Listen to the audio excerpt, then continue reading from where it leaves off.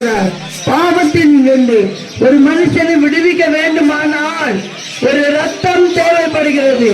அந்த ரத்தம் ராஜாக்களின் ரத்தம் அல்ல, பிரபுக்களின் ரத்தம் அல்ல, அதிகாரிகளின் ரத்தம் அல்ல. அது கர்த்தராகிய இயேசு கிறிஸ்துவின் ரத்தம்.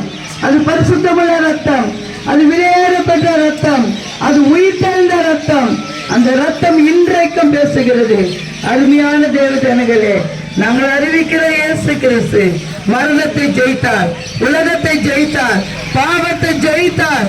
உங்களுக்காகவும் எங்களுக்காகவும் கல்வாரி சிலுவையிலே அவர் சாபமாகி தன் ஜீவனை கொடுத்து மறித்து அடக்கம் பண்ணப்பட்டு 3ஆம் நாளிலே இயேசு உயிரோடு எழுந்தார். அந்த இயேசு இன்றைக்கு அவர் எடுக்கிறார். ஆதலால் மனம் திரும்புங்கள், இயேசு கிறிஸ்து சீக்கிரமாக வரப்போகிறார். பரலோக ராஜ்யம் சமீபமாக இருக்கிறது. அருமையான தேவ ஜனங்களே, இன்றைக்கு உங்களுக்கு ரட்சணிய நாள், இன்றைக்கு உங்களுக்கு அனுகிரக காலம்.